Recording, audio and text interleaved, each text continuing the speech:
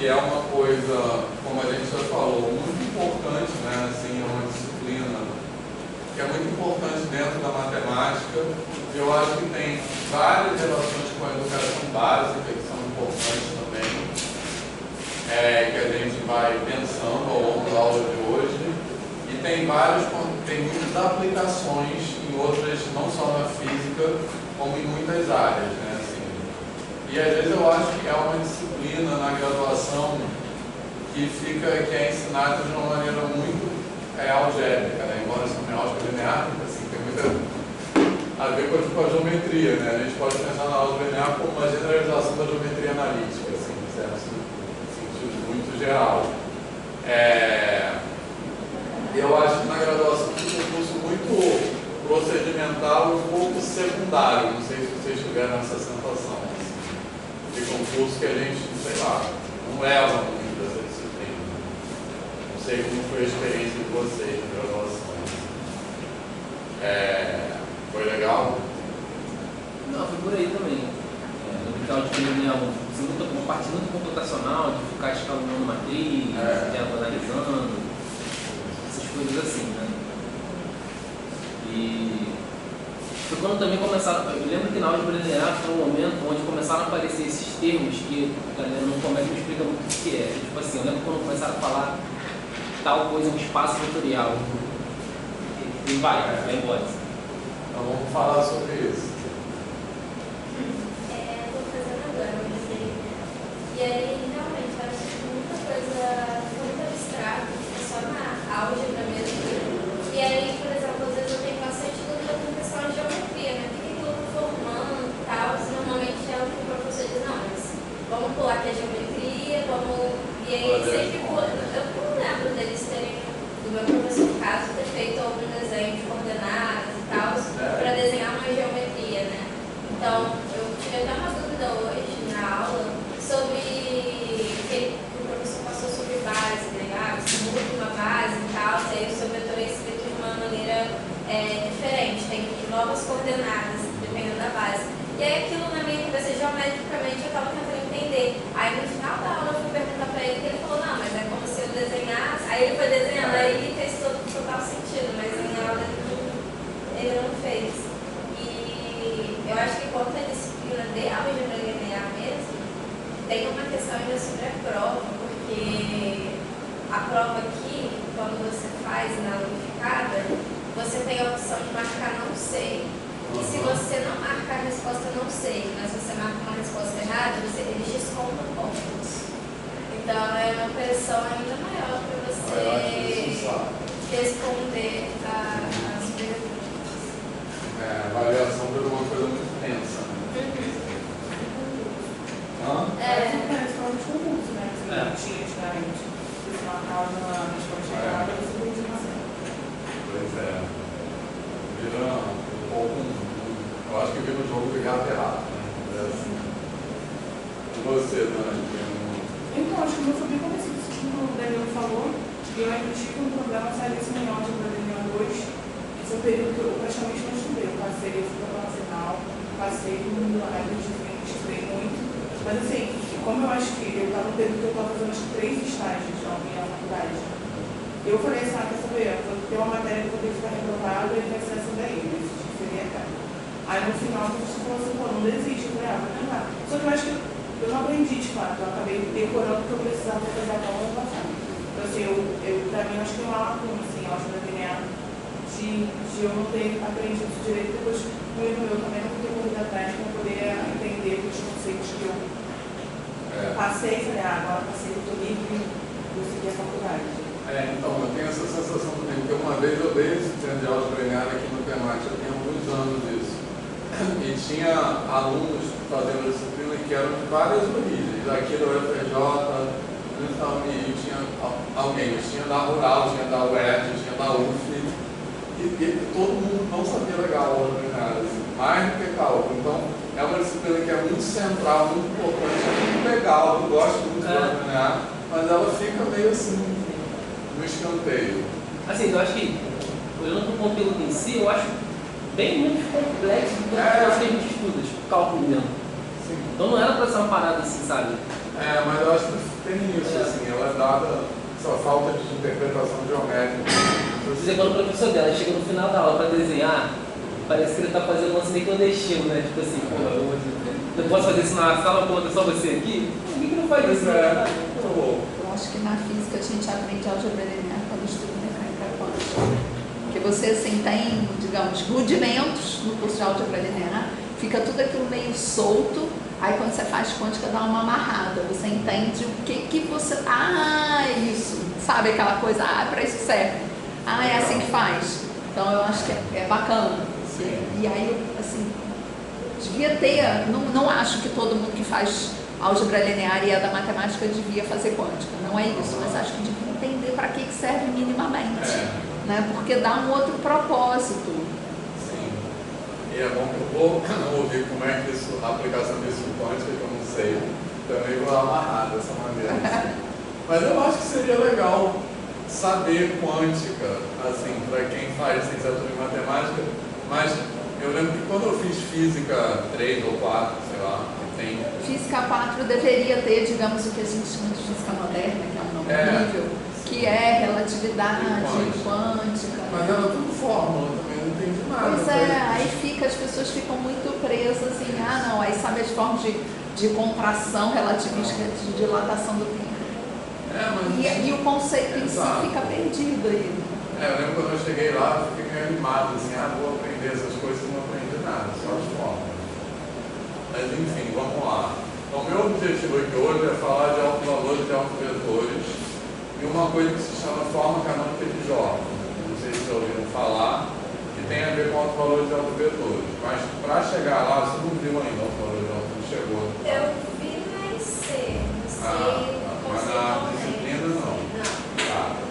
Mas eu quero falar os outros conceitos que a gente precisa para chegar nisso, beleza? Em autovalores de autovetores, sobretudo na interpretação geométrica de autovalores de autovetores. Então, várias definições aqui que eu vou botar assim para a gente ir lembrando. Então, a primeira delas é a transformação linear, né, que é sobre isso que a gente vai falar. Vou botar logo a definição.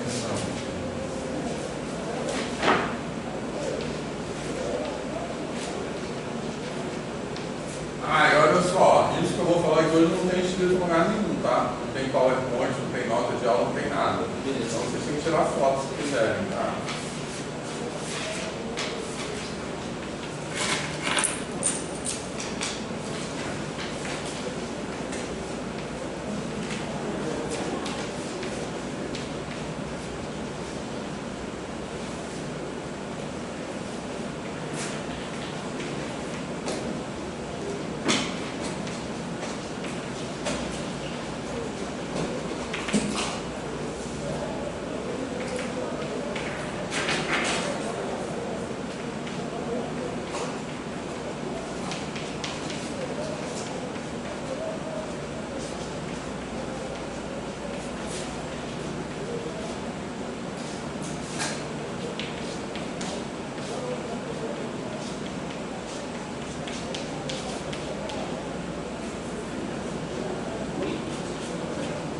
Híbrido. Então, tá gravando.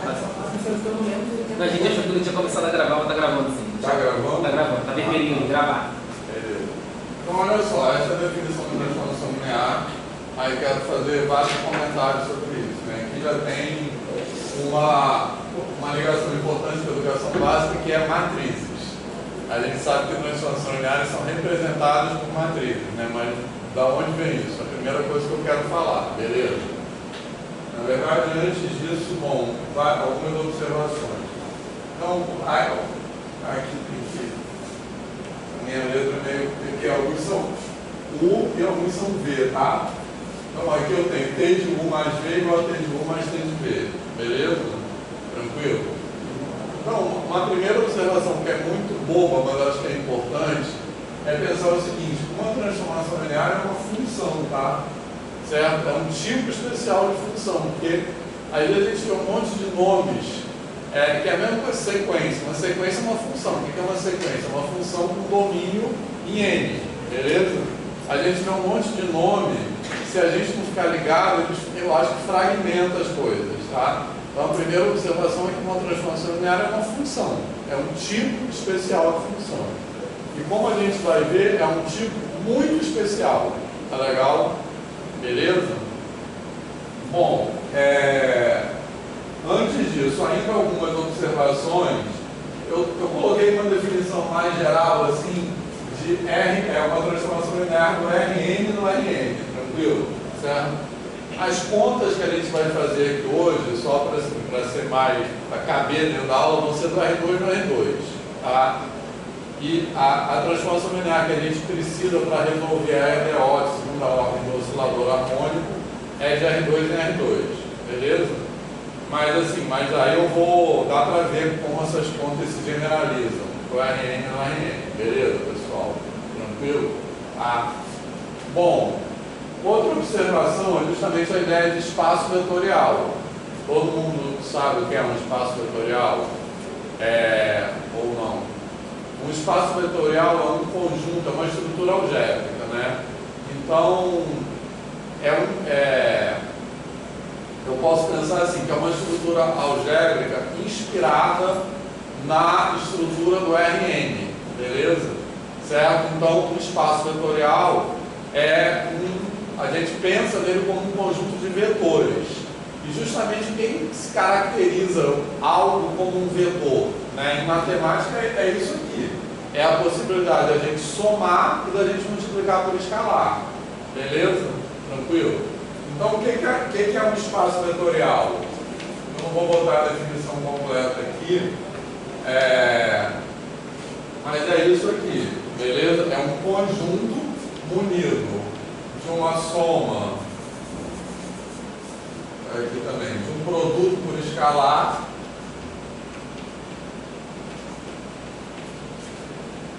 beleza, pessoal? Esse produto por escalar é uma função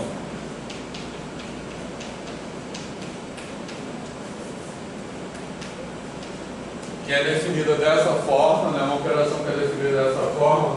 Tudo bem com essa notação aqui?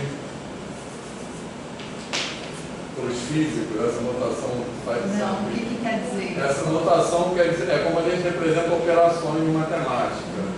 Então, o produto por escalar é uma função que tem domínio no produto cartesiano do próprio espaço pelos reais e tem contradomínio no próprio espaço. Então, ela associa um vetor e um escalar. E ela associa esse vetor e escalar a esse produto aqui. Beleza? Tranquilo? Tá? Então isso aí é só para dizer que é uma operação definida entre um elemento do espaço, que a gente chama de vetor, e um número real, que é um escalar. Beleza, pessoal? Nesse contexto a gente usa. Da mesma forma, isso aqui é a soma vetorial. Né? Então essa soma vetorial é uma operação definida assim. Certo? Que ela vai pegar dois vetores e associar a soma dele, beleza? Aí no caso é uma operação entre dois elementos do espaço, que são dois vetores. Então a definição de espaço vetorial é isso, não é só isso, né? Então o espaço vetorial é um conjunto que tem essas duas operações e que elas satisfazem uma lista de propriedades básicas, que eu não vou escrever aqui, mas são aquelas, comutatividade, associatividade, etc. Beleza? Porque aí a qualquer livro de álgebra linear vocês vão ver isso. Tranquilo, pessoal? Certo? Bom, e qual vamos dizer assim, a utilidade da gente definir espaço vetorial? É porque um espaço vetorial é um conjunto que, vamos dizer assim, ele imita a estrutura do Rn. Só que o espaço vetorial pode ser um conjunto cujos elementos são de natureza completamente diferente. Então, por exemplo, um conjunto de matrizes também é um espaço vetorial, beleza? Porque eu posso somar duas matrizes, posso multiplicar uma matriz por um escalar. Um conjunto de funções, por exemplo, também é um espaço vetorial. Eu posso somar duas funções e multiplicar uma função por um escalar, beleza, pessoal? Então, a ideia de espaço vetorial é bem aquela ideia de estrutura algébrica que a gente tem em matemática, que a gente pega um tipo de estrutura e a gente em geral identifica de uma maneira muito clara em determinado conjunto e a gente procura generalizar essa estrutura para outros conjuntos. Em matemática, a gente tem muitos exemplos de estruturas algébricas, e outros são anel, corpo, grupo. Eu não sei se vocês já grupo, tem muitas aplicações, né? Que é a mesma coisa, uma estrutura algébrica. Beleza, pessoal? Tranquilo? Fez sentido isso? Tá? Bom, aí, o que acontece? Algumas observações também. A gente pode pensar em espaços vetorais de uma forma bem abstrata, né? Como eu falei. Um conjunto de funções é um espaço vetorial. O conjunto das funções contínuas, de R em R, é um espaço vetorial. Então, quando a gente pensa nisso, a gente pensa nos seus elementos como vetores, no sentido que a gente pode fazer essas operações com ele. Só que, nesse caso do conjunto de funções, ele é um espaço vetorial de dimensão infinita. Beleza? Tranquilo, pessoal? E aí, como é que a gente entende isso? O que é a dimensão de um espaço? A dimensão de um espaço, assim, a definição é o número de elementos na base. Tranquilo? Esses conceitos, assim, vão falando, tá? Vocês não lembrarem. Beleza? Principalmente você. Tá? Então, o que é a base de um espaço vetorial? A base de um espaço vetorial é um conjunto linearmente independente que gera o espaço. Beleza, pessoal? Danilo, tá aparecendo? Tá. Tá. Tranquilo? Até onde Sim, que tá de boa. aparece? Você pode vir pra cá. Aí tem mais ou menos aparece. Isso. Então, o que é um conjunto linearmente independente que gera o espaço? Então, gerar o espaço significa que qualquer elemento do espaço pode ser escrito como combinação linear dos elementos daquele conjunto. Beleza? Tranquilo, pessoal? Tá? E linearmente independente quer dizer que nenhum elemento daquele conjunto é combinação linear dos outros. Tá de boa isso? Certo? Então, por exemplo, a gente tem o exemplo mais fácil, digamos assim, é esse aqui. Se a gente pegar um vetor qualquer do R2, eu posso escrever ele como combinação linear desses elementos 1, 0, 0, 1, que a gente chama de base canônica do R2. Tranquilo? Beleza? Mas não é a única base do R2. Se eu tiver, sei lá, esses vetores aqui, tá? Esses vetores aqui, certo? Isso também é uma base para o R2. Eu vou fazer o desenho, tá? Isso também é uma base para o R2, porque eu posso pegar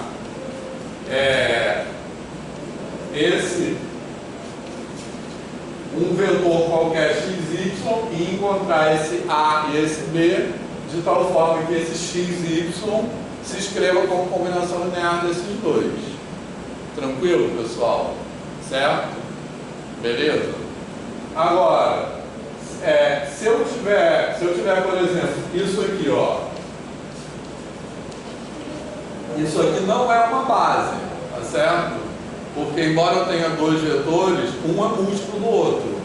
Então eles são o que a gente chama de linearmente dependentes.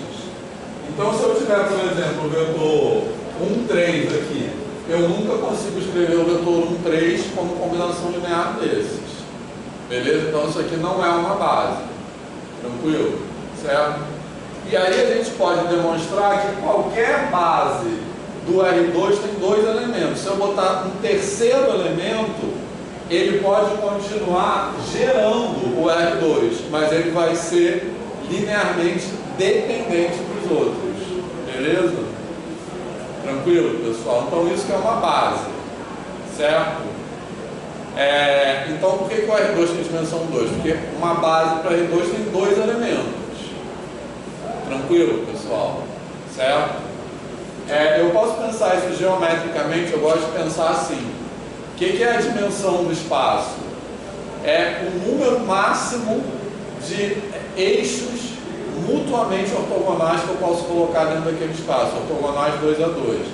Então no R2 eu só posso desenhar dois eixos assim. Beleza, pessoal? Certo? Se eu tiver dois eixos assim e quiser um terceiro eixo que seja perpendicular simultaneamente a esses dois, eu tenho que já passar para o R3. Beleza? E aí o que é o R4? Se eu tiver um quarto eixo e assim por diante. Tá de boa, pessoal? Então essa é a ideia de dimensão. Tá certo?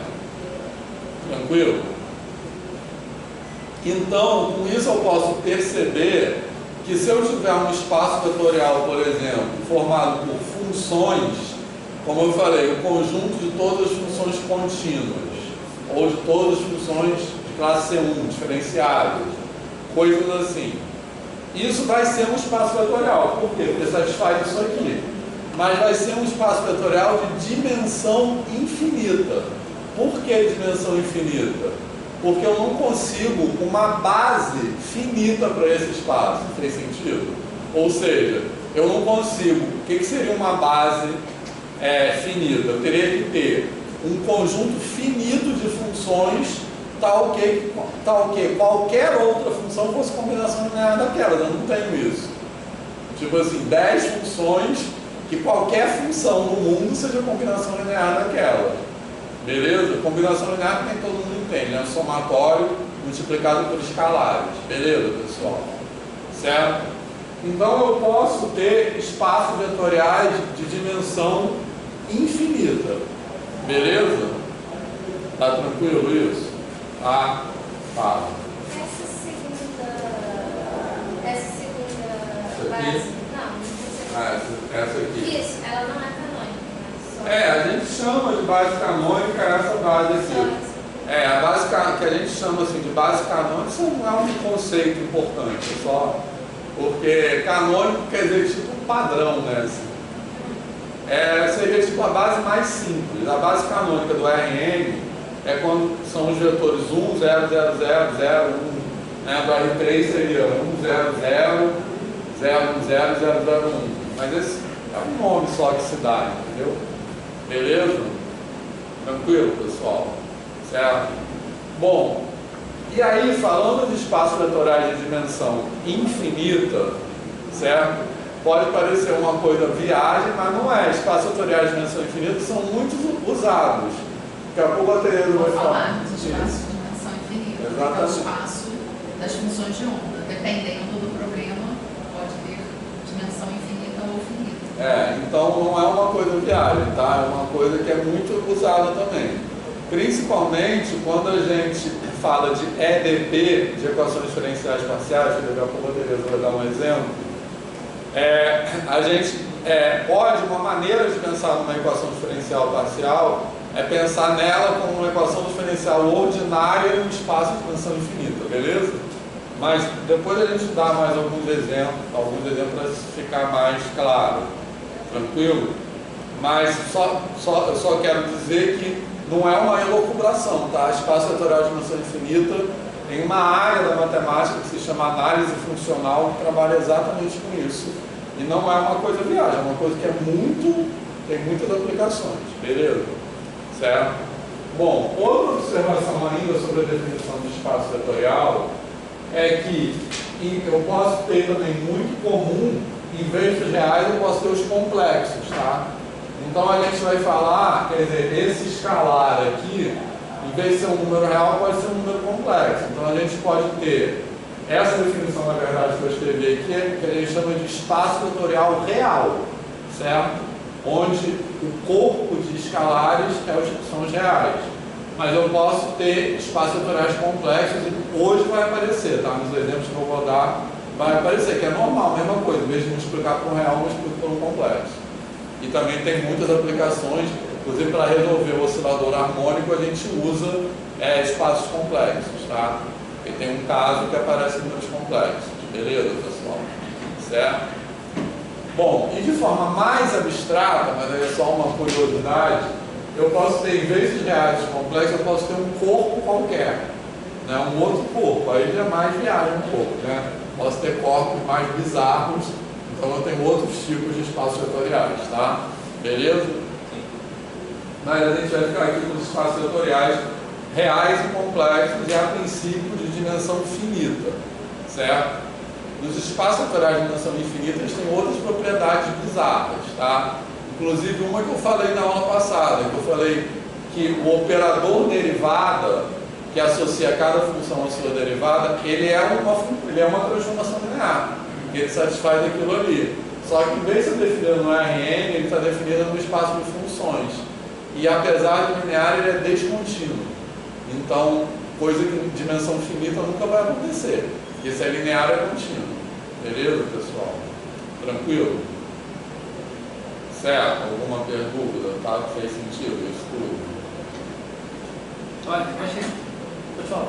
No caso, o espaço vetorial ele é definido como esse conjunto de vetores que eu consigo realizar transformações.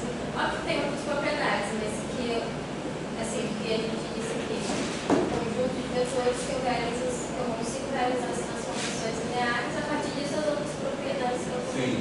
Só que isso, digamos assim, é a utilidade dos espaços vetoriais, não é a definição, entendeu? A definição é isso aqui, certo? Por que a definição é isso? Porque justamente isso aqui prepara a definição de transformação linear, que é essa, entendeu? Porque para eu poder escrever isso aqui, ó, qual é a definição de transformação linear? É que a soma, o T da soma é a soma dos T's. E o T do lambda do produto por escalar é esse produto aqui. Então, para eu poder escrever isso aqui, eu tenho que ter previamente uma soma vetorial e um produto por escalar definidos. Beleza? Então, a definição de espaço vetorial, ela prepara para a definição de transformação linear nesse sentido. Quer dizer, eu só posso falar de transformações lineares num espaço vetorial, entendeu? Então, é isso que você falou, tá? Só que, matematicamente, isso não é a definição, entendeu? Beleza, pessoal? Mas é aquilo que eu sempre falo, que é o seguinte, a gente aprende as definições numa ordem, né? Assim, tipo, igual eu estou falando aqui, a definição de transformação linear depende da transformação ou da definição de espaço vetorial, mas isso é a ordem da estrutura, não a ordem da invenção, tá? Porque quando as coisas são inventadas, não é assim, alguém inventou espaço vetorial, aí a outra pessoa percebeu, podemos fazer transformações lineares, não é assim. É tudo inventado para uma coisa se encaixar na outra, certo? Beleza? Então a gente aprende as definições formais matemáticas numa ordem que não é a ordem como as coisas foram inventadas. Eu acho que isso é uma coisa que eu bato muito nessa tecla, que eu acho que é muito importante, porque isso dá uma visão equivocada do que é ciência e matemática, né? Beleza? Eu acho que falta mais cuidado com essa parte dos vetores, porque ela fala, por exemplo, eu saio do ensino médio achando que vetor é uma seta. E aí quando eu chego e ele fala, não é seta, mas também ninguém me fala o que é. Entendo que a seta é uma representação possível de vetores, mas matriz é outra. Porque no final das contas, o que é o vetor? Grosso modo, vetores são coisas que você soma e multiplica por escalar segundo determinadas propriedades, né? É isso. E é dessa forma justamente porque o que interessa pra gente é estudar aquilo. Para aquilo dar certo, tem que organizar dessa forma. Perfeito. Mas essa construção, isso tem que ser feito com cuidado, assim, especialmente nessa graduação, porque não. Entendeu? E justamente fazer ligação com a questão geométrica que eu estava falando antes, né? No caso dos vetores da base, sempre são ortogonais, você estava falando, né? Não são ser ortogonais, tá? Eu dei um exemplo que eles são ortogonais, mas não precisa. Uma base não precisa ser ortogonal, botei aquele lá que por acaso são. Sim. Exatamente, é isso.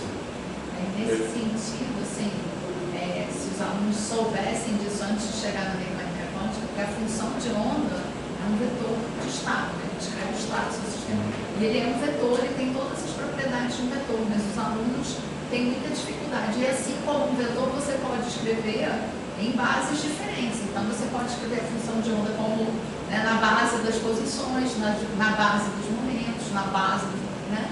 Você pode fazer uma mudança de base. Isso dá uma, como diz minha filha, uma bugada na cabeça do aluno. Você faz uma mudança, mas não era preciso de X, Agora que se diz que é um vetor. E aí você escolhe a base que é mais adequada para o que você quer fazer naquele momento. Mas sendo um vetor, é como se você fizesse uma rotação, né? É uma mudança de base. Então, mas aí até pegando novamente a fala da Érica nesse sentido, que é isso que eu falei agora, por que é útil definir espaço vetorial? Porque a princípio a gente define assim, só uma observação, Érica, essa definição não está completa não, tá? Faltava estágio de propriedade, eu vou escrever isso aqui, mas que é aquela comutativa lá. Então, por que é útil, digamos assim, definir espaço vetorial? Porque uma vez que eu defino um espaço vetorial, tem um exemplo mais básico, que é o RN, mas tem um monte de outros exemplos de espaços vetoriais que a gente está falando aqui. Que É o espaço de Hilbert, né? Que é o espaço onde moram as funções de onda. Isso. É isso, é um espaço vetorial. Que não é o RN, mas ele satisfaz isso aqui. Em todo lugar que satisfaz isso aqui, o que a gente pode fazer? A gente pode mudar de base, pode fazer transformação linear, pode fazer um monte de coisa. Né? Então, essa é a grande importância de definir estrutura algébrica em matemática, né? Que a gente identifica uma estrutura básica comum que permite fazer várias coisas. Beleza? Certo? Tranquilo, pessoal? Alguma dúvida sobre esses conceitos? Só fazer um desenho aqui na mudança de base, que é o desenho, assim, que eu acho que é a primeira coisa que os professores de aula de ginástica não possam apagar aqui, né? Que é essa definição que eu quero manter.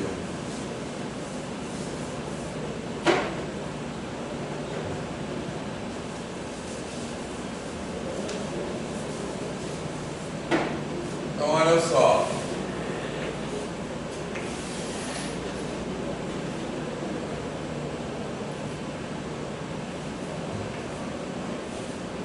Então, vou desenhar aqui, por exemplo, o R2 e a base canônica, que é isso aí, tá? Beleza, pessoal? Tranquilo? Certo? Então, se eu tenho um vetor, vou desenhar aqui assim, vou desenhar tudo no primeiro quadrante, né? Então, se eu tenho aqui um vetor XY, tranquilo? Aqui, o que é isso? Esse cara aqui, ó, é x vezes 0,1, concorda?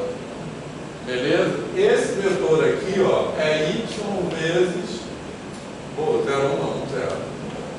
E esse aqui é y vezes 0,1.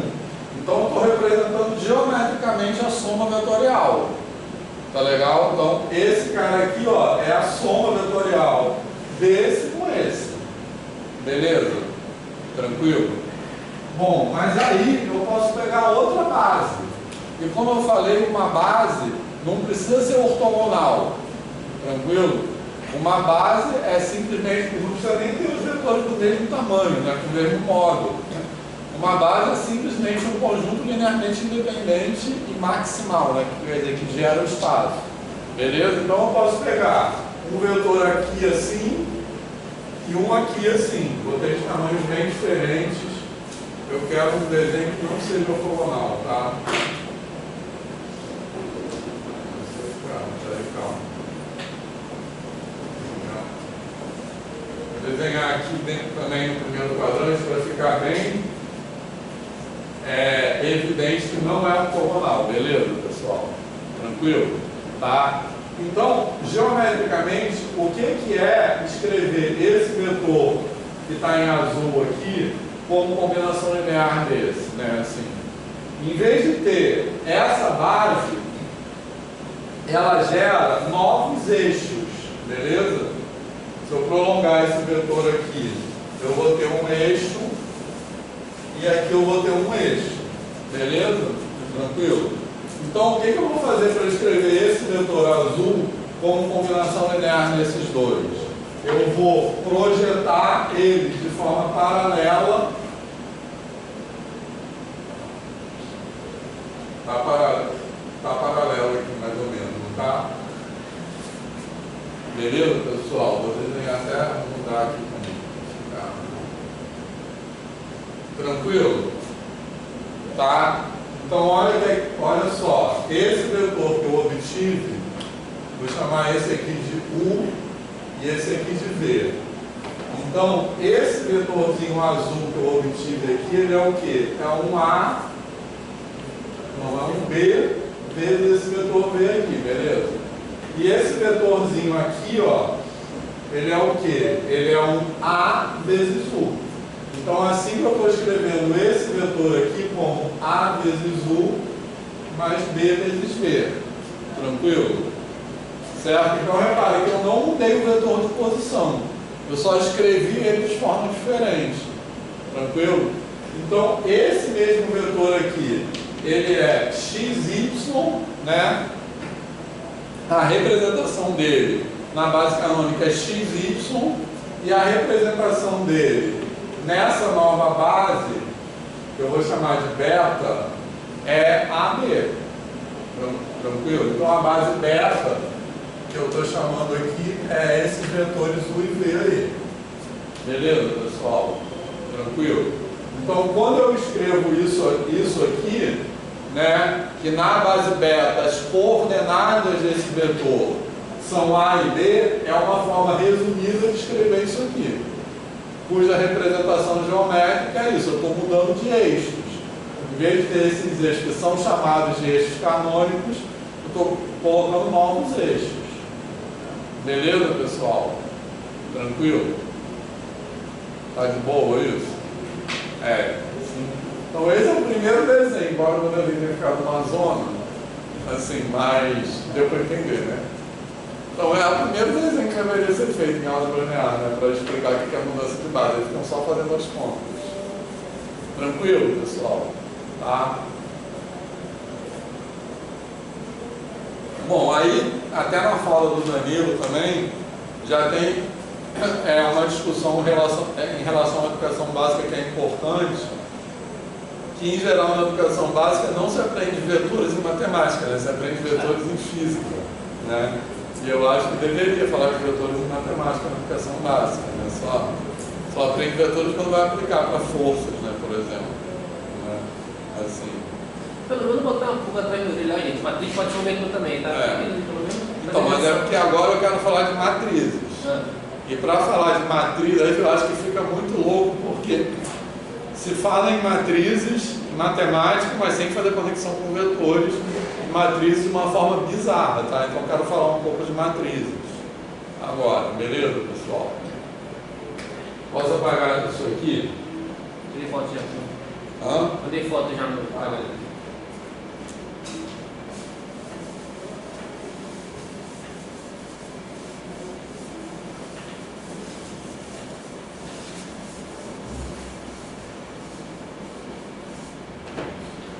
Então, olha só, vamos, só para as contas ficarem mais curtas, vamos pegar uma transformação linear do R2 no R2, de R2 em R2, beleza, pessoal?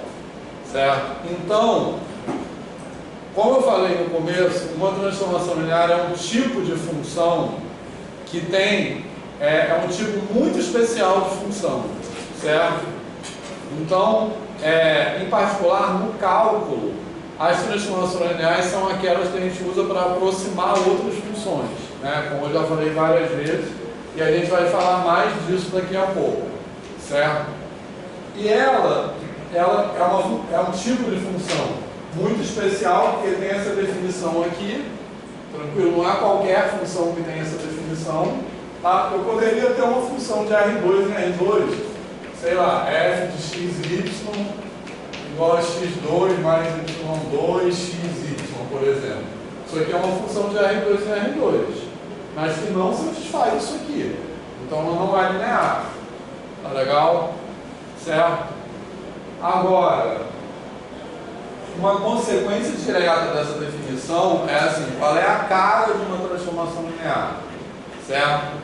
E para a gente chegar a essa cara da transformação linear, tem uma reflexão que também evidencia o quão particulares são as transformações lineares, que é a seguinte: se eu conhecer a imagem do caso aqui de R2 e R2, tá? Se eu conhecer a imagem de uma transformação linear em 2 pontos, eu conheço a imagem em qualquer outro ponto. Tranquilo? Certo? Então, se eu disser assim, seja T de R2 em R2, a transformação linear tal que, vou chutar, T de 1, 0 é igual a 2, 1 e T de 0, 1 é igual a menos 1, 0, por exemplo. Beleza? Certo? Então, eu disse o valor assumido por essa transformação linear apenas em 2 pontos. Esses 2 pontos que eu peguei é a base canônica, só para começar por uma conta mais simples, tá? Mas poderia ser outra base. Na verdade, são 2 pontos linearmente independentes, beleza? Tranquilo? Por quê? Porque aí, se eu pegar um outro vetor qualquer pertencente ao R2, certo?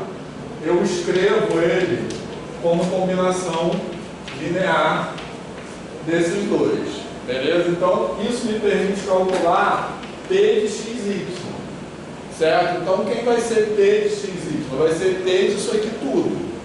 Mas usando aquelas duas propriedades, o T da soma é a soma dos T's. E o T do produto por escalar é aquele escalar vezes o T daquele vetor. Então, usando essas duas propriedades, eu chego a essa conclusão aqui.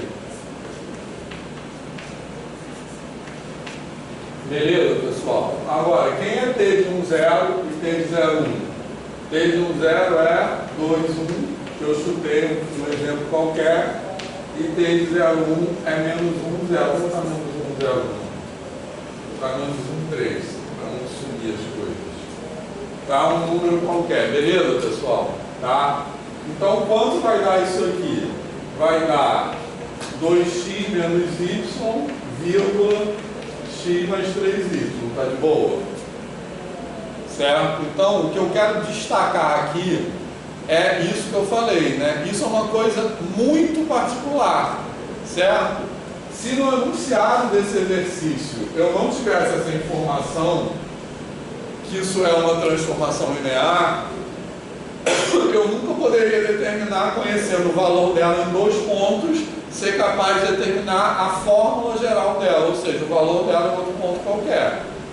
Tá de boa isso, pessoal? Certo? Tranquilo? E aí, pegando também, o que é uma transformação linear de R em R? Uma transformação linear de R em R é uma função linear passando pela origem, né? Beleza? Então é isso, eu tenho uma função que o gráfico é uma reta e passa pela origem, basta eu conhecer o valor dessa função em um ponto, que eu consigo o valor dela em qualquer outro ponto, que eu já tenho a origem, aí no segundo ponto eu tenho a reta definida. Aqui é a mesma coisa, certo, pessoal? Tranquilo? Tá de boa? Ega, pode interromper, tá, em qualquer momento. Tá de boa? Tá? Posso apagar isso aí? Pode. Aí, se eu tiver agora uma transformação linear, que eu vou... Oh, desculpa.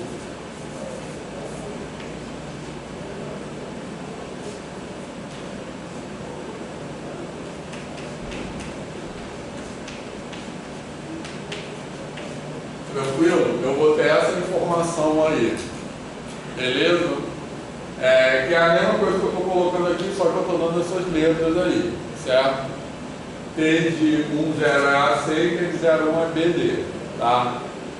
Beleza? Você já vai fazer sentido porque que eu fiz essa escolha de letras que pode parecer estranho. Né? Em vez de botar A, B, C, D, eu botei A, C, B, D. Sei onde eu quero chegar. Beleza, pessoal? Então, da mesma forma, eu vou pegar um outro vetor qualquer do R2, xy, e escrever como x10 mais y01. Tá? vou aplicar a transformação linear aqui, então eu vou ter x t de 0 mais y t de 0,1, que vai ficar x AC mais y BD, beleza? Que é AX mais BY CX mais DY. Tá de boa? Certo? Então é isso que eu falei. Isso aqui é a cara de uma transformação linear. Uma transformação linear sempre tem essa cara, tá? E eu estou fazendo do R2, estou desenvolvendo do R2 no R2, mas se fosse de RM em RM, eu teria que conhecer essa transformação em N vetores, numa base do RM.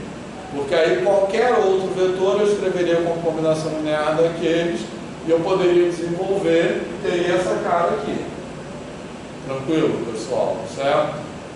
Bom, aí agora eu vou inventar a representação matricial. Tá beleza? Alguma dúvida aqui? Tá? Então aqui é inventar mesmo, tá?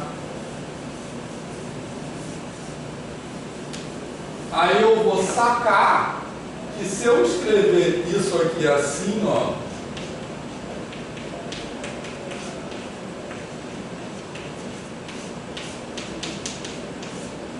é outra forma de representar aqui, tá? Então, quando eu faço isso aqui, eu estou inventando as matrizes e inventando o produto de matriz com vetor, tá? Então, é como se eu estivesse simplesmente inventando mesmo outra forma de notação, tá legal? Que eu vou multiplicar, eu estou inventando essa multiplicação de matriz por vetor e isso me serve para representar isso aqui. Tá beleza, pessoal? Certo? Tranquilo? E aí eu vou, no decorrer da aula, mostrando que essa representação ela é útil para várias coisas. Tá legal? Certo? Tá? Mas na educação básica, a gente fala muitas vezes de matrizes de uma maneira bizarra, né? Que ela meio que cai do nada, né? Por isso que eu acho muito ruim na educação básica falar de matriz, assim, parece que é uma coisa, para que eu estou mexendo naquilo, né? Assim,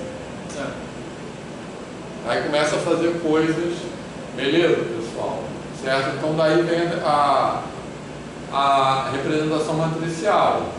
E aí tem duas outras coisas que tem a ver com matrizes. Bom, antes disso, aí se eu tivesse uma transformação de Rn em Rn, eu faria a mesma conta aqui e eu teria uma matriz N por N, beleza?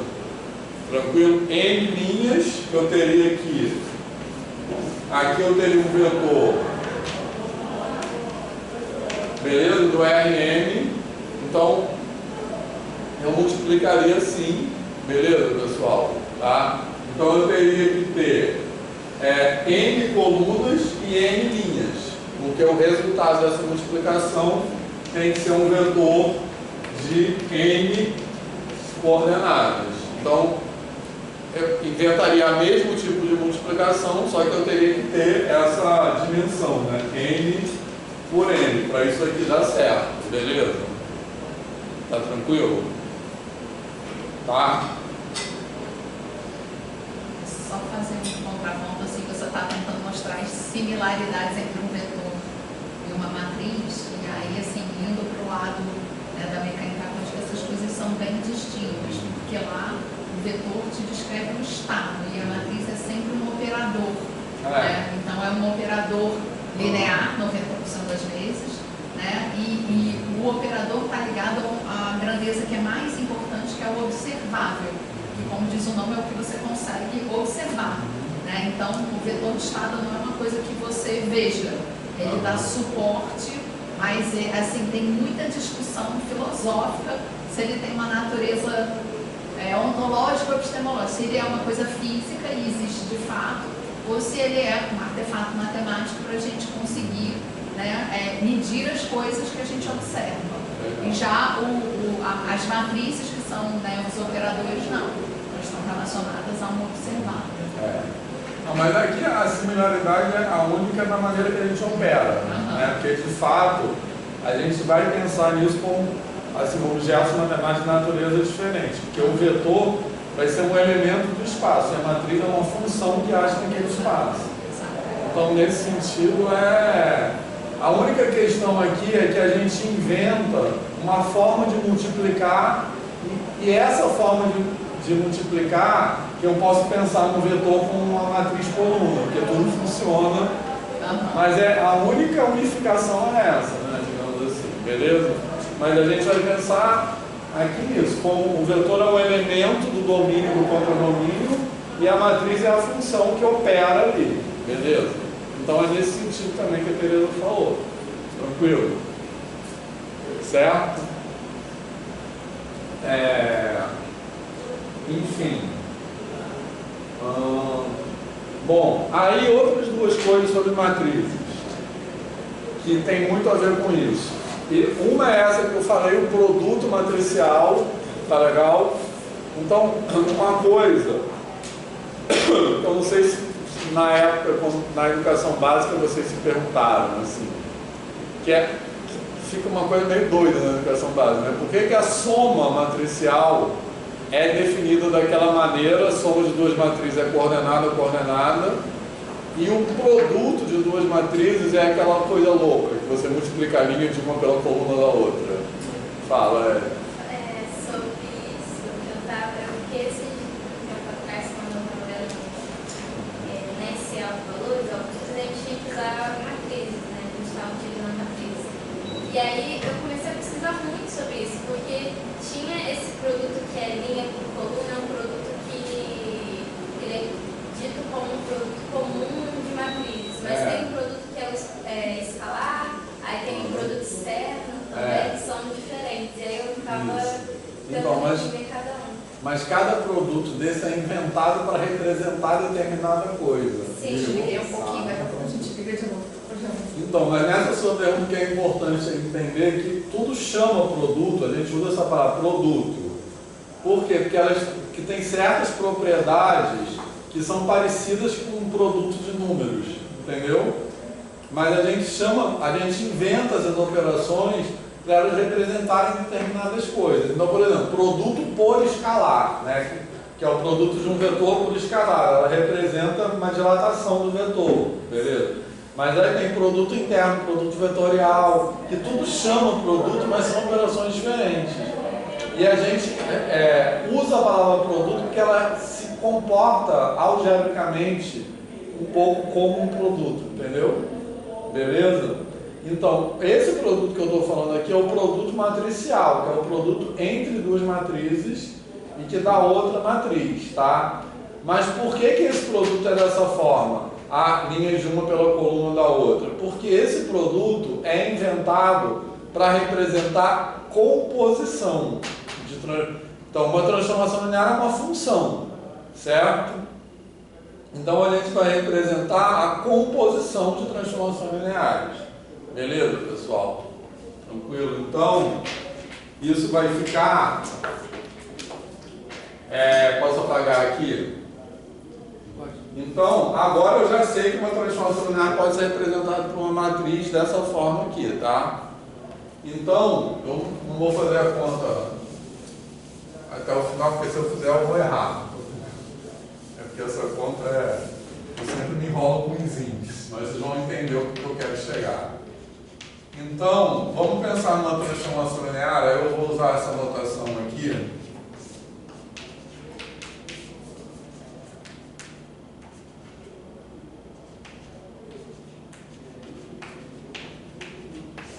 Beleza, pessoal? Certo? Tranquilo? Tá? Então, como é que a gente representa a composição? O que é a composição? Seria uma outra transformação linear C, que seria, por exemplo, AB de A de XY. Beleza? É isso que é a composição. Tranquilo?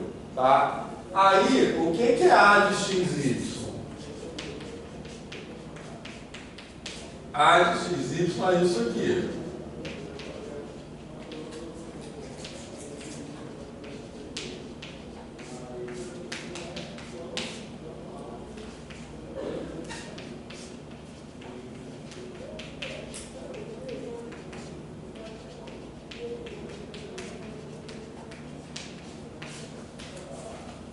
Tranquilo, pessoal?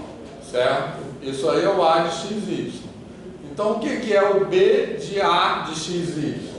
Eu vou calcular o B disso aqui.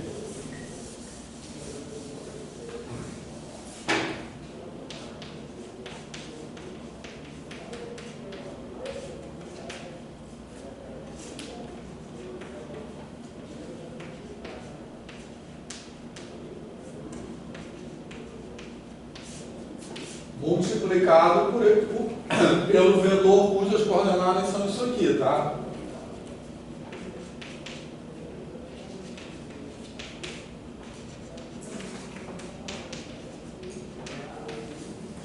Beleza, pessoal?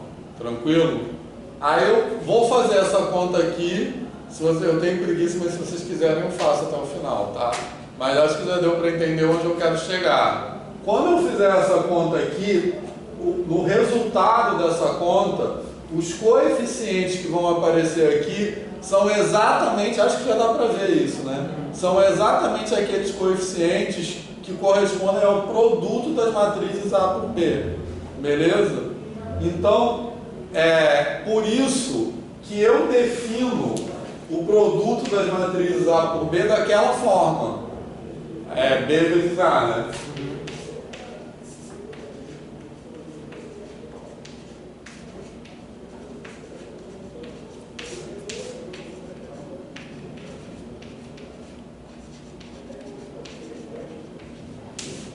Beleza, pessoal? Certo?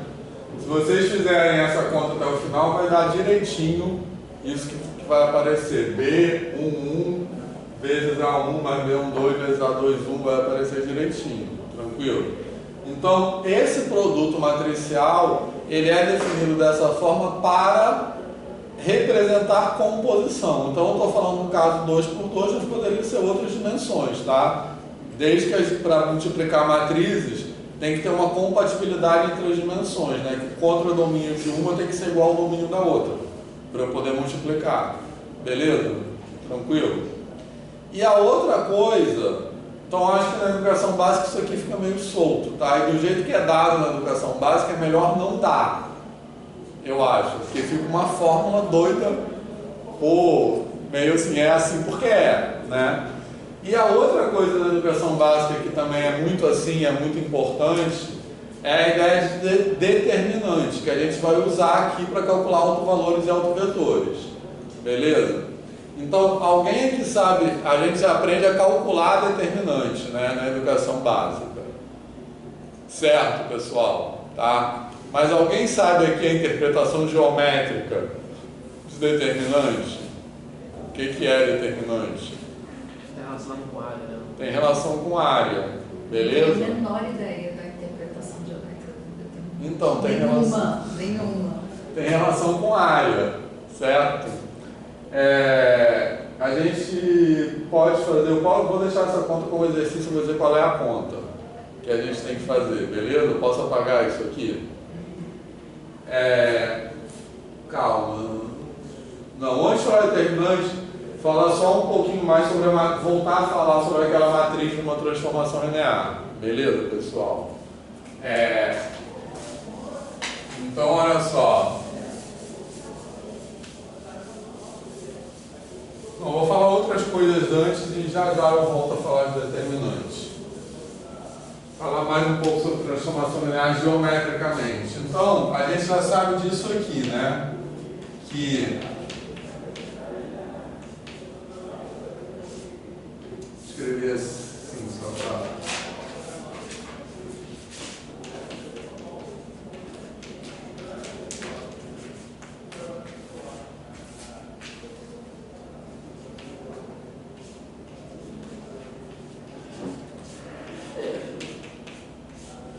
Certo? Tranquilo? Então, olha só, recapitulando apenas. a gente já viu que é uma consequência direta da definição de transformação linear que qualquer transformação linear tem essa cara, onde A, B, C, D são constantes reais ou complexas, se for o caso. E eu posso inventar esse produto matriz por vetor aqui como uma forma abreviada de representar isso aqui. Mas justamente o que a gente vai passar a falar a partir de agora é que isso aqui não é só uma forma abreviada, é uma forma que é útil para várias coisas, é uma notação que, vamos dizer assim, facilita a gente fazer várias coisas para transformações lineares, beleza? Então, uma primeira observação sobre isso é que quando eu represento uma transformação linear matricialmente, as colunas das matrizes são as imagens dos vetores da base canônica, beleza, pessoal? Estão lembrados de onde veio, como eu cheguei nisso aí? Foi assim. E basta multiplicar isso aqui por um zero, que vai dar quanto? AC, vai dar a primeira coluna. Basta multiplicar por 0, 1, vai dar a segunda coluna, beleza? Tranquilo, pessoal? Certo? E se eu tiver ali no RN também, as colunas da matriz são sempre, tipo assim, só fazer essa conta. Vou multiplicar pela base canônica, que um elemento é 1 e os outros são 0, então vai dar a respectiva coluna, porque o resto vai zerar. Tá de boa? Certo, pessoal? Tranquilo? Tá? Bom, aí, já também, eu estou falando da base canônica, mas a gente vai falar já que eu posso representar aqui isso que vai ser útil para a gente falar de autovalores e autovetores, tá? Eu posso representar a transformação, a matriz da transformação em outra base, beleza? Certo? Aí essas vão ser outras coisas aqui. Essas colunas são as imagens daquela base que eu tiver, tá? Mas isso eu vou repetir já. Tranquilo, pessoal? Vamos pensar na base canônica. Então, o que isso aí quer dizer? Geometricamente, quer dizer que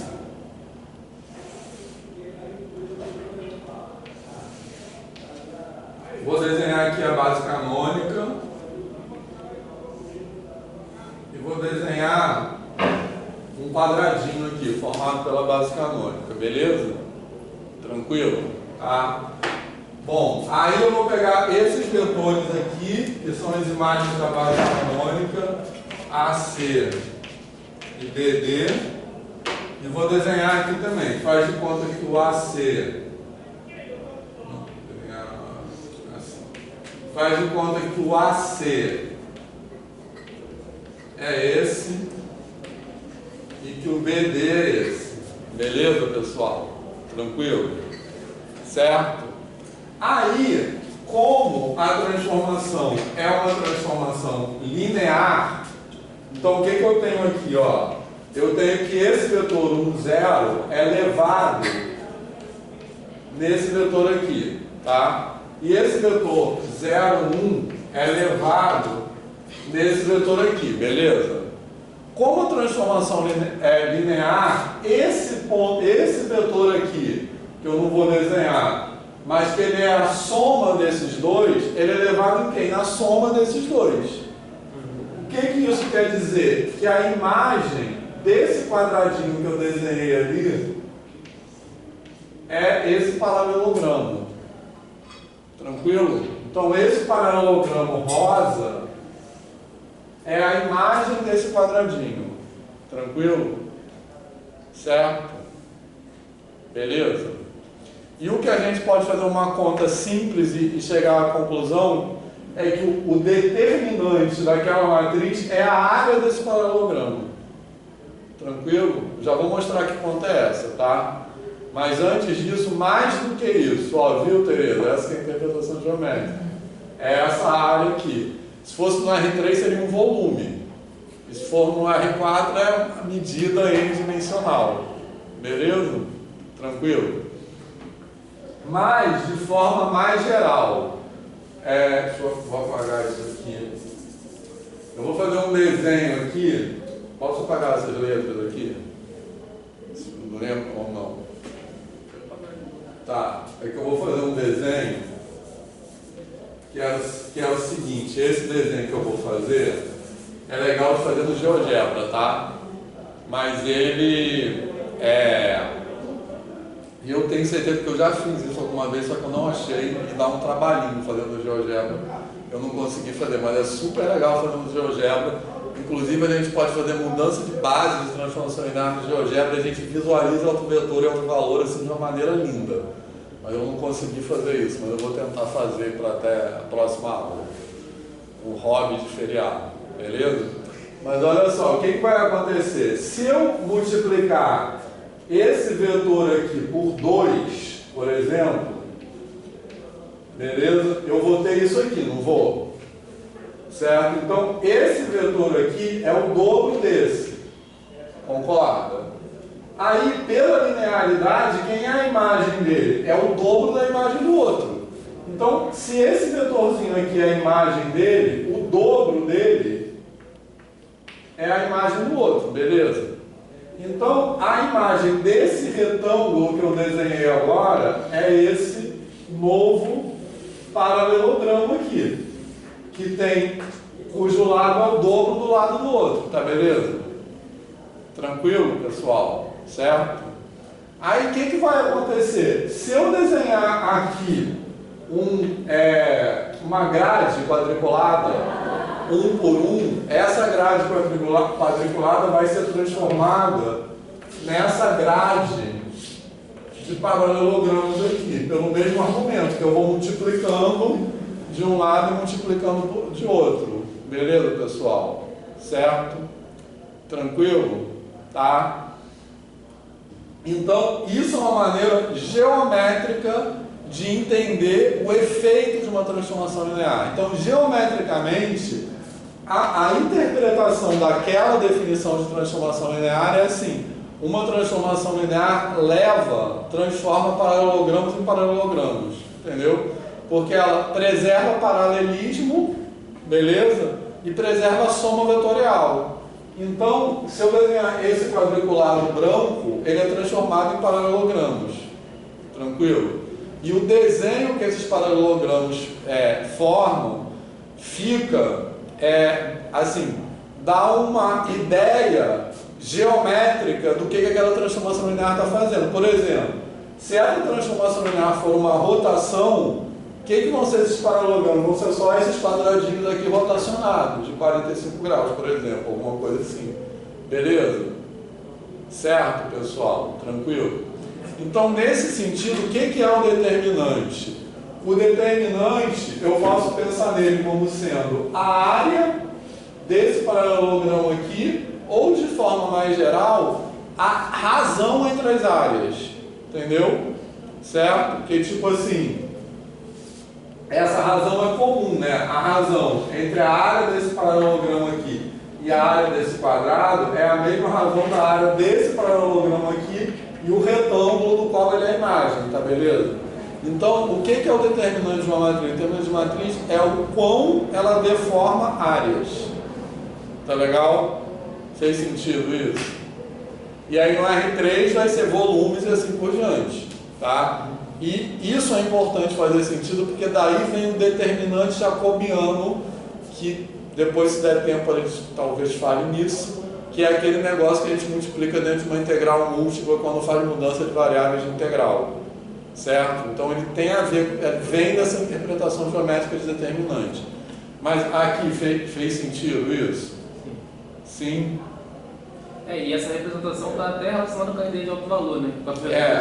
Exato. Então, essa representação é exatamente o que o Danilo falou. Ela nos ajuda a entender alto valor e alto vetores, porque eu posso fazer essa representação em relação à base canônica, mas eu posso fazer essa representação em relação a outra base.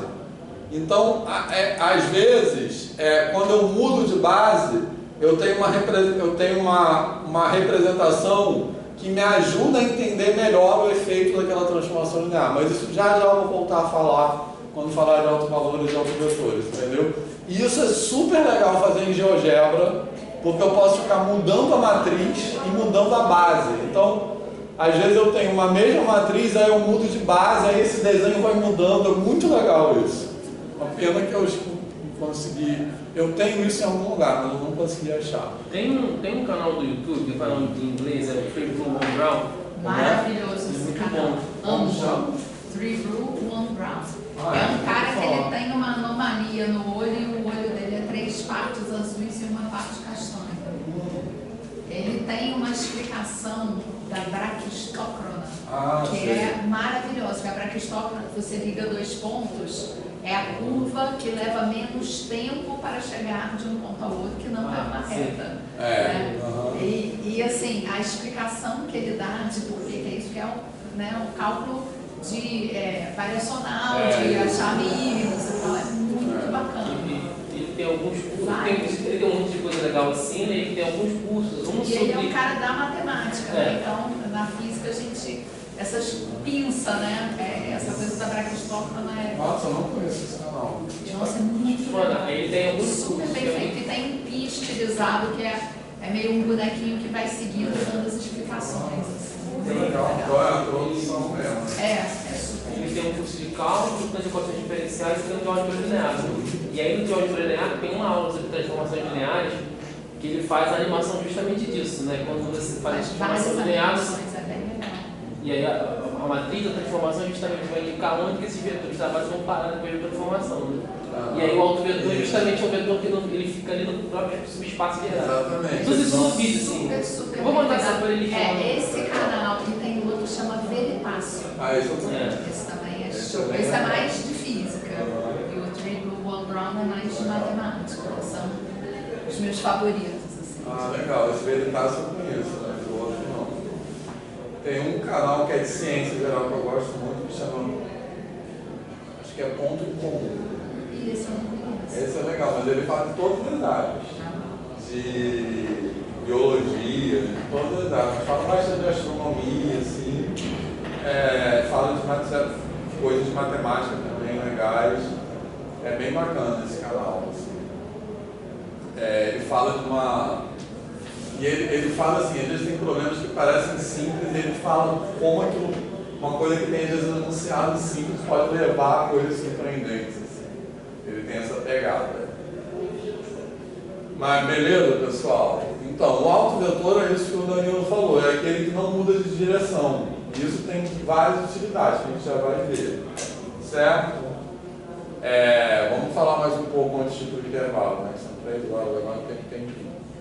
Beleza, pessoal? Assim, deixa eu só mostrar a conta que a gente faz no determinante. Posso apagar esse desenho aqui? Depois eu vou fazer de novo esse desenho, tá? Para outro desenho. Todo mundo entendeu esse desenho aqui, né? Fez sentido, né? Então, se eu tiver desenhar aqui um paralelogramo,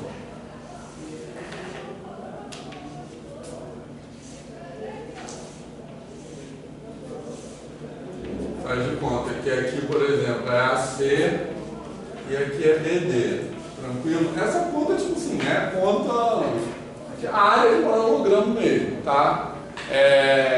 Eu posso fazer, o que eu vou precisar? Eu vou precisar da ideia de projeção ortogonal.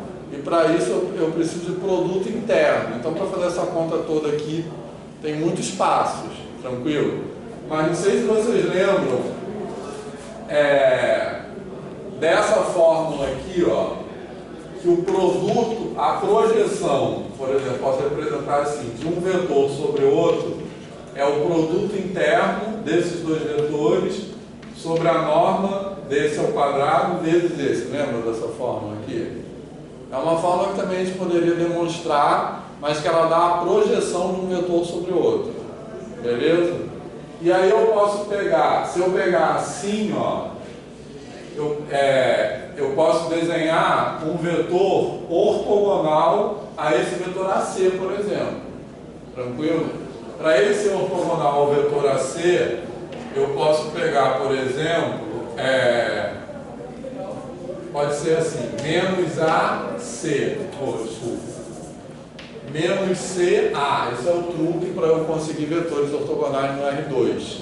O que é um vetor ortogonal? É que o produto interno dá 0. Beleza? Tranquilo? E aí eu uso aquela fórmula para fazer a projeção de um vetor sobre o outro, aí eu multiplico essas duas normas e eu estou calculando a área desse retângulo, que é igual à área do paralelogramo, beleza? Se vocês fizerem essa conta, isso vai dar o determinante. Tá legal? Certo? Eu não vou fazer agora, porque isso é só uma conta mesmo, mas é só para saber isso. Beleza? E a outra coisa, o sinal do determinante, o determinante pode ser positivo ou negativo. Então o módulo dele é a área, tá legal? O sinal dele tem a ver com a orientação, tá? O que é a orientação? A orientação tem a ver com a ordem dos vetores, tranquilo? Certo? Então, por exemplo, se eu tiver isso aqui, é a base canônica, tranquilo? Certo? Mas quando eu penso em base, a ideia de base, ela também tem que ser ordenada. Tá legal? A ordem importa. Por quê? Porque eu vou associar, quando eu escrevo um vetor em relação a uma base, eu vou associar a primeira coordenada ao primeiro vetor da base, a segunda coordenada ao segundo vetor da base. Então, quando eu escrevo assim, esse vetor é x, y, eu tenho que saber que essa coordenada está associada ao primeiro vetor, a outra está coordenada. Então, se eu mudar a ordem da base, isso aqui continua sendo uma base, beleza? Mas isso aqui é outra base. Embora tenha os mesmos elementos, a base não são só os elementos, são os elementos e a ordem. Tranquilo? Por quê? Porque em relação a essa base, eu teria que escrever yx. Beleza? Então, a orientação é isso. Tranquilo? E quando o determinante é negativo, quer dizer que ele muda de orientação. Certo? A gente considera uma orientação, mas isso é assim. A gente considera uma orientação positiva quando, no sentido horário, eu faço o menor caminho em relação ao primeiro vetor para o segundo vetor, beleza? Mas isso é arbitrário, poderia ser tudo ao contrário. Mas aí eu considero isso aqui como uma base que tem uma orientação positiva, isso aqui uma base que tem orientação negativa, tá beleza? Então, quando o determinante tem sinal negativo, que ele muda de base, tá?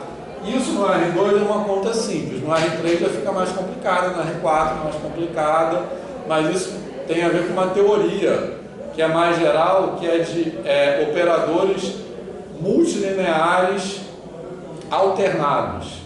Multilineares é porque a área, o volume e assim por diante, ele é linear em cada elemento, beleza?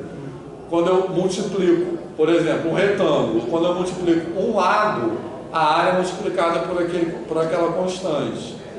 Um cubo, a mesma coisa. Então isso que é multilinear, tá? E alternado é por isso, quando eu mudo a ordem eu troco de sinal. Enfim, essa é a teoria de determinante, que a gente não vai falar, mas o que importa pra gente aqui é isso, determinante tem a ver com a área, tranquilo? Certo? Por isso que determinante zero, quando a matriz representa um sistema, determinante zero é quando o sistema é indeterminado ou não tem solução, beleza? Lembram disso? É por isso. Eu vou falar já de determinante zero. Mas está de boa aqui? Tem um momento que essa coisa do determinante como a área aparece no ensino médio, que é como uma forma para calcular a área de triângulo, já viram isso? O determinante divide por 2, só que assim, é porque metade do paralelogramo. Exatamente, é que aí fica uma coisa...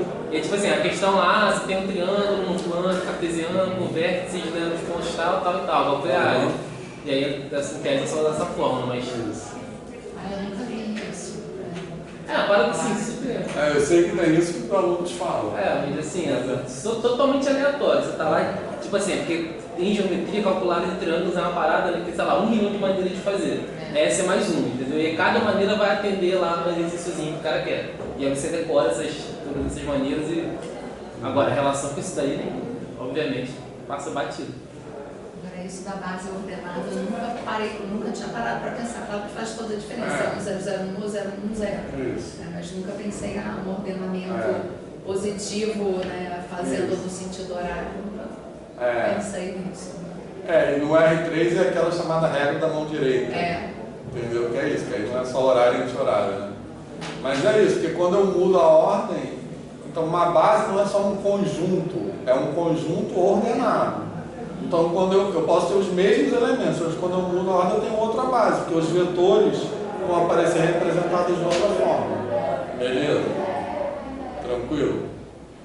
Posso apagar isso aqui? Tá. Só a última coisa que falta, antes de finalmente a gente falar de autovalores e autovetores, é falar de matriz de mudança de base, tá? Posso apagar isso aqui, né?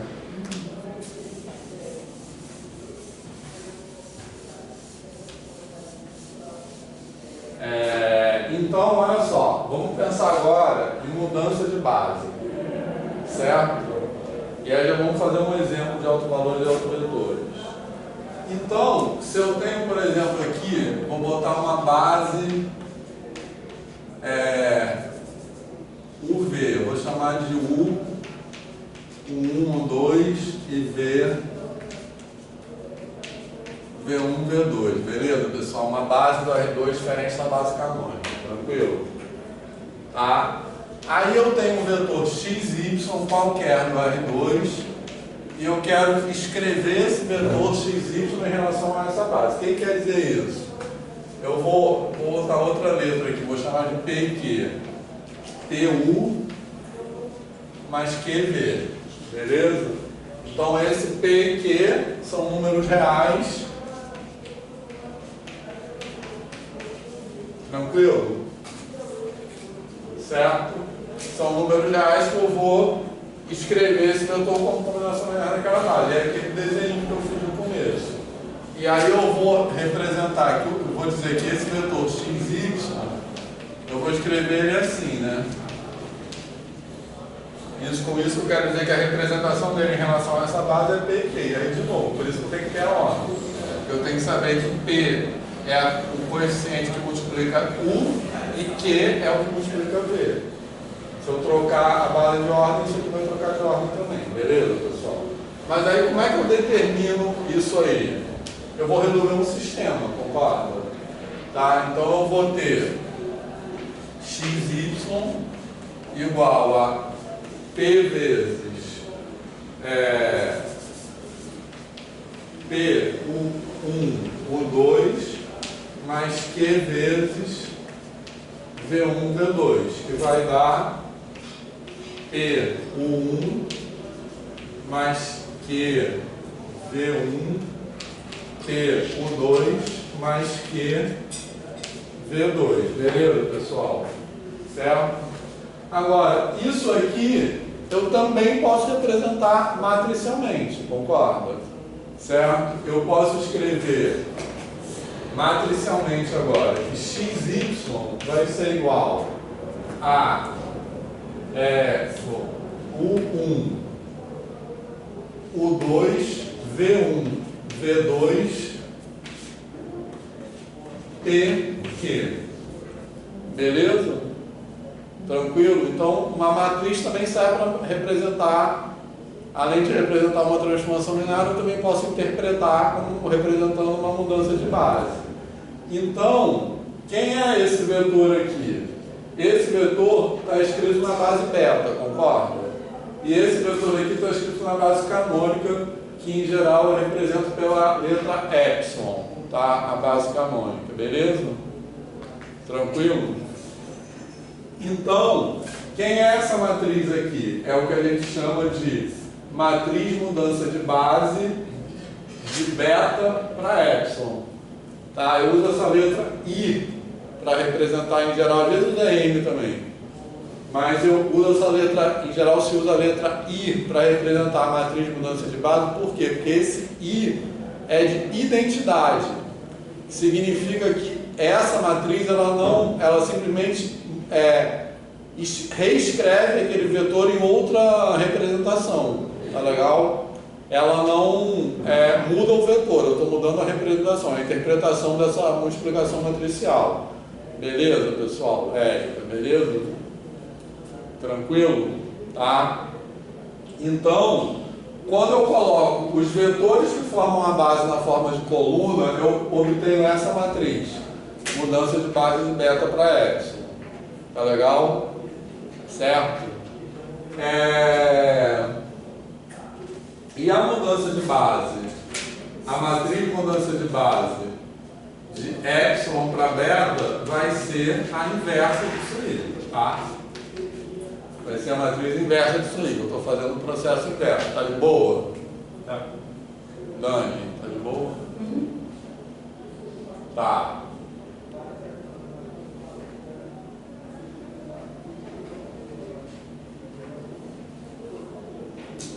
E agora eu posso ficar brincando com isso aí, tá? Porque agora eu posso escrever a matriz de uma transformação linear em outra base. É isso que eu preciso para chegar em autovalores e autovetores. O que é a matriz de transformação linear em outra base? Posso apagar isso tudo? Pode. Olha só.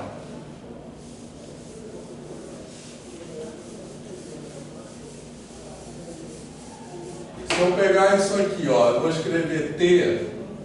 Agora eu já estou associando uma transformação linear à sua matriz, tá? Então quando eu escrevo T, eu estou falando tanto da transformação linear quanto da matriz que a representa, certo? Só que como agora eu estou falando de uma representação que pode ser em outras bases, eu vou escrever assim, T epsilon. T epsilon é a matriz daquela transformação linear em outra base, na base canônica. Tá tranquilo? Certo? Beleza? Aí, eu posso pegar essa matriz aí e multiplicar assim, ó. Eu vou multiplicar do lado direito pela matriz de mudança de base de beta para epsilon, certo? E do lado esquerdo pela matriz de mudança de base de epsilon para beta.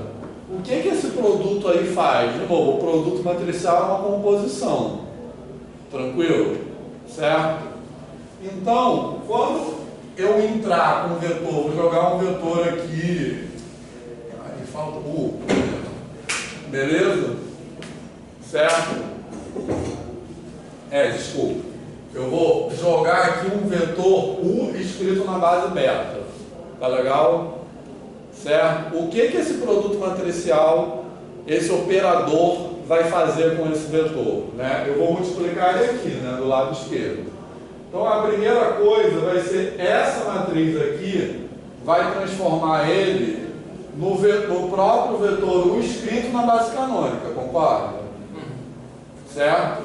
Aí depois eu vou ter esse vetor U escrito na base canônica e vou aplicar a matriz de transformação na base canônica. Tá beleza? Deixa eu escrever assim que é melhor. Ó. Eu vou multiplicar por esse vetor aqui, U na base beta. Concorda? Um vetor U qualquer escrito na base beta, beleza? Aí, esse primeiro produto aqui vai ser o quê? Vai ser U, o resultado desse produto é U na base canônica. Tá de boa? Certo? Aí, o resultado... Aí eu vou pegar U na base canônica e vou multiplicar pela matriz de T na base canônica. Tá legal? O que eu vou ter como resultado? Eu vou ter TU escrito na base canônica também. Beleza? Então isso é a imagem do vetor U escrito na base canônica. Só que aí eu vou multiplicar ele por essa outra matriz de mudança de base. Tá legal? O que isso vai fazer? Vai transformar esse vetor aqui que está escrito na base canônica para a base beta. Então o resultado disso aqui tudo é o que? É T de U na base beta. Tá beleza? Sim. Em resumo, o que essa matriz, que é o resultado desse produto de 3 matrizes, faz? Ela transforma U na base beta para T de U na base beta. Concorda? Então, isso aqui é o que eu chamo de matriz de T na base beta. Tranquilo? Então, eu posso escrever Érica. Acompanhou? Dani também. Eu posso escrever a matriz de T em outra base, é isso. E aí, inclusive, eu posso brincar de fazer o seguinte, assim, posso apagar aqui.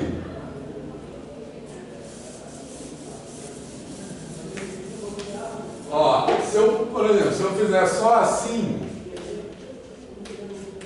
se eu fizer esse produto aqui, ó, que ele faz? Eu entro com o vetor na base beta, ele transforma para a base canônica, aplica a transformação na base canônica, mas não volta para a base beta. Então eu posso chamar isso aqui de T de beta para epsilon. O que é isso? É uma matriz que a gente não vai trabalhar com. Às vezes isso é útil, mas a gente não vai falar disso hoje. É uma matriz que o que essa matriz faz? Você entra com um vetor na base beta e ela devolve a imagem daquele vetor na base canônica. Então eu chamo da T de beta para epsilon. Mas o mais padrão é a gente trabalhar com a matriz em outro T de beta para beta, que seria essa aí, ou T de epsilon para epsilon. Beleza, pessoal? Tranquilo? Tá? Bom, agora